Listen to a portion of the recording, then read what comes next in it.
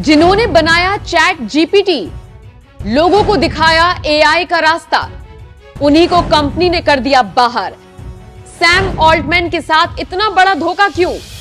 मोदी के बयान के तुरंत बाद बड़ा एक्शन। डीप फेक के कारण जो एक नया संकट आ रहा है, ये बहुत बड़े संकट की तरफ जाएगा समाज को।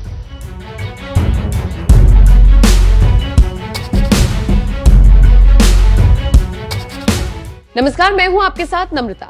एक तरफ देश के प्रधानमंत्री नरेंद्र मोदी ने डीप फेक के बढ़ते खतरे को लेकर चिंता जाहिर की ही थी कि उसके तुरंत बाद एक बहुत बड़ी खबर चैट जीपीटी और एआई से सबको रूबरू कराने वाले सैम ऑल्टमैन से जुड़ी हुई आई। खबर यह थी कि सैम ऑल्टमैन को कंपनी से बाहर का रास्ता दिखा दिया गया है। सैम ऑल्टमैन अब ओपन एआई कंपनी के सीईओ नहीं रहे, क्योंकि बोर्ड ने उन्हें बाहर निकाल दिया है। यह खबर सबके लिए बेहद हैरान कर देने वाली है। वो शख्स जो टेक्नोलॉजी के क्षेत्र में क्रांति लेकर आया, उस शख्स को अचानक से बाहर निकाल देना वाकई शॉकिंग है। आमतौर पर जब तक कुछ बड़ा ना हो तब तक सीईओ के पद से ऐसे किसी को हटाया तो नहीं जाता। तो फिर सवाल ये कि सैम ऑल्टमैन से ऐसी कौन सी गलती हुई कि उनको बाहर कर दिया गया? उनके बाहर होने की वजह आपको हम अपनी इस रिपोर्ट में बताने जा रहे हैं। पहले तो आप ये जान लीजिए कि Sam Altman open AI company के साथ 2015 से जुड़े हुए थे। इसकी शुरुआत भी 2015 में ही हुई थी। सैम ऑल्टमैन और ग्रेग ब्रॉकमैन ने एक कमरे से इसकी शुरुआत की थी। ये वो वक्त था जब दुनिया के सबसे अमीर शख्स एलन मस्क भी इस कंपनी का हिस्सा हुआ करते थे। बाद में लगभग साल 2018 में एलन ने खुद को इससे अलग कर लिया था। बाद में सैम ऑल्टमैन ने इस पर काफी काम किया और चैट जीपीटी को रिलीज कर ओपन एआई का एक बड़ा चेहरा वो बन चुके थे। कुछ साल पहले तक तो आप और हम एआई यानी आर्टिफिशियल इंटेलिजेंस के बारे में सिर्फ सुनते थे, लेकिन अब इसे प्रैक्टिकली कुछ कंपनियों में अपनाया गया है। इसकी वजह से मैन पावर कम हुई। बहुत सारे फायदों के साथ साथ इसने कई लोगों की नौकरियों को खाया भी है। चैट जीपीटी की मदद से तो आपको हर उस सवाल के जवाब मिल रहे हैं जिनके लिए पहले बहुत मेहनत करनी पड़ती थी। डॉल-ई की मदद से आप किसी भी टेक्स्ट को फोटो में तब्दील कर सकते हैं। बाकी और भी कुछ प्रोडक्ट्स इस वक्त अवेलेबल हैं जिनके जरिए एआई घर घर तक पहुंच सका है।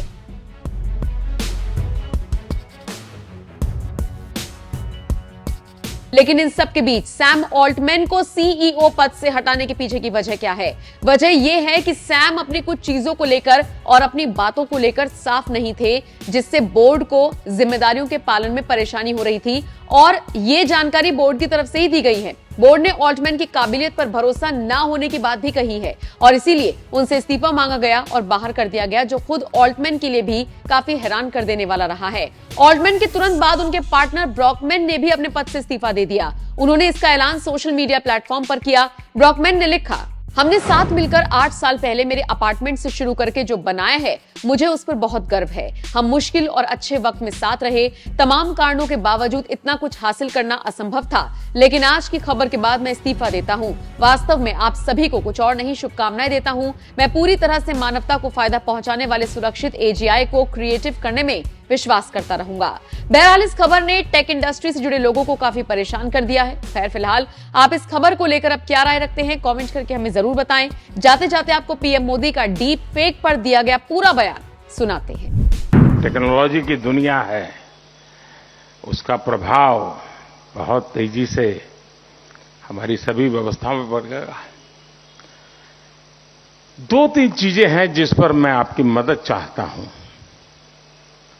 और मैं आशा करता हूं कि, और मदद इसलिए चाहता हूं, मदद कोई किसी से इसलिए मांगता है कि जब पता है कि मदद मिलेगी। वो ऐसे ही सोने की जाल कोई पानी में नहीं डालता है, और मैं तो नहीं डालता हूं।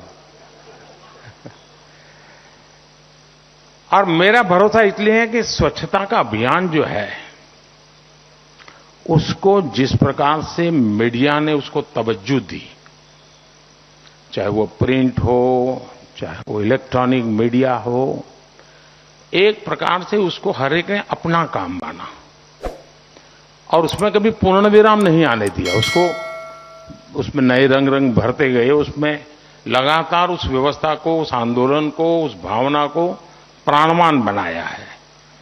और इसके लिए मैं जब भी मौका मिलता है, मैं मीडिया जगत का अभिनंदन करता हूं, धन्यवाद करता हूं।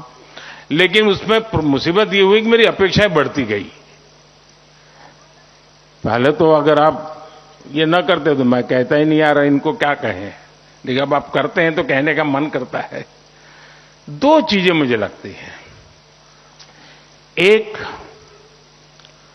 आर्टिफिशियल इंटेलिजेंस के कारण और उसमें भी डीप फेक के कारण जो एक नया संकट आ रहा है,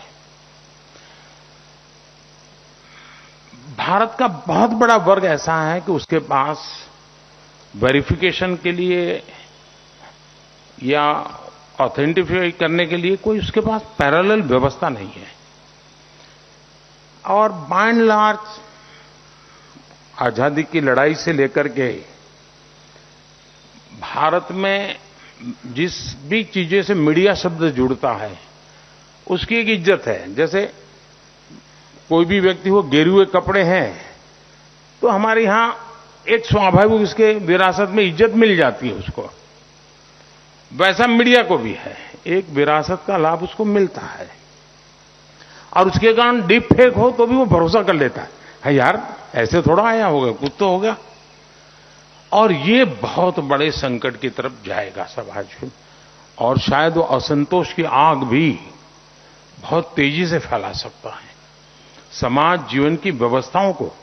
और ये बहुत मुश्किल काम होता है, बहुत मुश्किल काम होता है। मान लीजिए कहीं कोई एक गलत चीज ने कुछ नई समस्या पैदा कर दी, अगर सरकार को वहां पहुंचना है तो डिस्टेंस भी तो मैटर करता है। अब आपको तो डिस्टेंस समय मैटर ही नहीं करता है, तुरंत पहुंच जाता है। अगर लोगों को एजुकेट कर सकते हैं हम हमारे कार्यक्रमों के द्वारा कि आखिर है क्या, आर्टिफिशियल इंटेलिजेंस कैसे काम कर रहा है, डीप फेक क्या कर सकता है और कितना बड़ा संकट पैदा कर सकता है, और उसमें जो चाहे वो बना सकते हैं जी।